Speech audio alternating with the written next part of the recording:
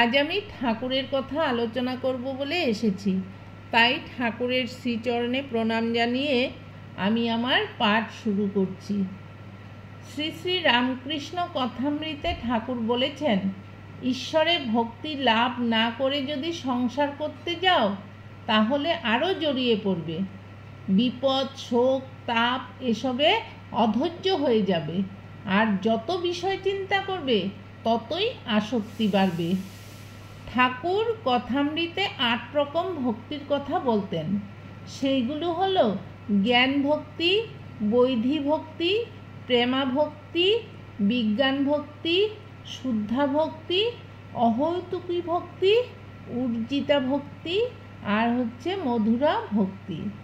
আমি একটু একটু করে ৮টি ভক্তির কথা বলবো। জ্ঞান ভক্তি। জ্ঞান ভক্তি হলো বিচার করা ভক্তি। শ্রী ভগবান আছেন, আমি তার সন্তান বা দাস, এই বিশ্বাসে প্রতিষ্ঠিত হয়ে তার আরাধনা করাই জ্ঞান ভক্তি। ঠাকুর বলতেন, ঈশ্বরকে জানার নামই জ্ঞান। এখন বলবো বৈধী ভক্তি।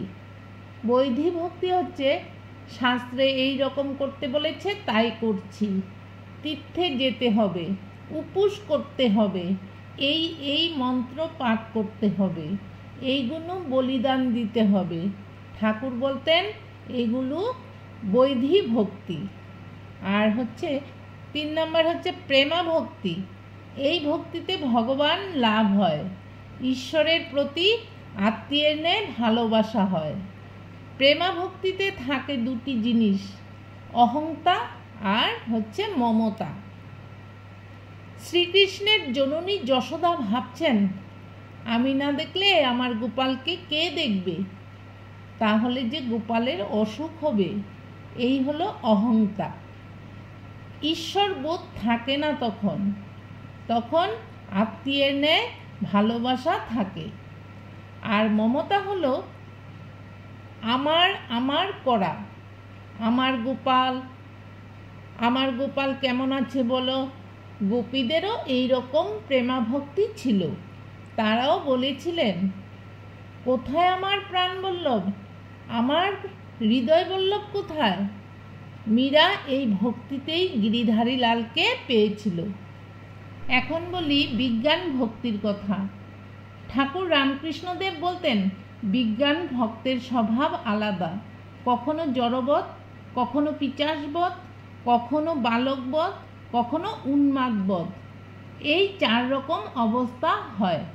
জড়বৎ হচ্ছে যখন সমাধিস্থ হয়ে বাহ্যশূন্য অবস্থা হয় তখন। আর পিচাসবৎ হচ্ছে সূচি অসুচি বুধ থাকে না, বিষ্ঠা মূত্র জ্ঞান নেই, সব দেখে ব্রহ্মময়। আর উন্মাদবোধ হচ্ছে লোকে তার রকম দেখে পাগল মনে করে। আর বালকবোধ হচ্ছে লজ্জা, ঘৃণা, সংকোচ নেই। এই ৪ রকম হয় বিজ্ঞান ভক্তিতে। বিজ্ঞান ভক্তির ৪ রকম অবস্থার কথা বললাম। আর এখন শুদ্ধা ভক্তি।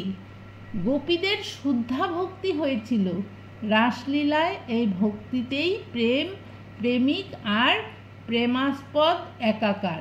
ঠাকুর বলতেন, আমি মার কাছে শুদ্ধা ভক্তি চেয়েছিলাম। ঠাকুর ফুল হাতে করে মার পাদপদ্মে দিয়ে বলেছিলেন, এই নাও তোমার পাপ পুণ্য জ্ঞান, আমায় শুদ্ধা ভক্তি দাও। এখন আসি অহৈতুকী ভক্তির কথা। অহৈতুকী ভক্তি হচ্ছে কোনো কামনা নেই, ভগবানকে ভালো না বেসে থাকতে পারি না বলে ভালোবাসি। হিরণ্যকশিপু পুত্র প্রহ্লাদকে বলেছিলেন, বাছা তুই হরির নামটা ছাড়। উত্তরে প্রহ্লাদ বলেছে, বাবা হরিকে ভালো না বেসে আমি যে থাকতে পারি না। গিরিশ ঘোষও ঠাকুরের কাছে অহৈতুকী ভক্তি চেয়েছিলেন। ঠাকুর তার উত্তরে বলেছিলেন, অহৈতুকী ভক্তি ঈশ্বরকুটির হয়, জীবকুটির হয় না। এখন বলি উর্জিতা ভক্তি। উর্জিতা ভক্তি হচ্ছে ভক্ত হাসে, কাঁদে, নাচে, গায়। যদি কারুর এইরকম ভক্তি হয় নিশ্চয় যেন সেখানে ঈশ্বর স্বয়ং বর্তমান। লক্ষ্মণ রামকে জিজ্ঞাসা করেছিল, তোমার তো কত রূপ, তোমাকে চিনব কি করে? রাম বললেন, ভাই, যেখানে উজ্জিতা ভক্তি সেখানেই আমি আছি। এখন বলি মধুরা ভক্তি। মধুরা ভক্তি হচ্ছে শান্ত, দাস্য, সখ্য, বাৎসল্য ভাবের সন্ময়ী মধুরা ভক্তি, মধুর ভাব। এই ভক্তি রাধারানীর হয়েছিল, জীবের এই ভাব হয় না। শ্রী চৈতন্যদেব প্রসঙ্গে ঠাকুর বলতেন, চৈতন্যদেব ভক্তির অবতার, জীবকে ভক্তি শেখাতে এসেছিলেন। এই হলো 8টি ভক্তির কথা। ঠাকুরকে প্রণাম জানিয়ে এখানেই পাঠ শেষ করলাম। জয় মা, জয় ঠাকুর, জয় স্বামীজি।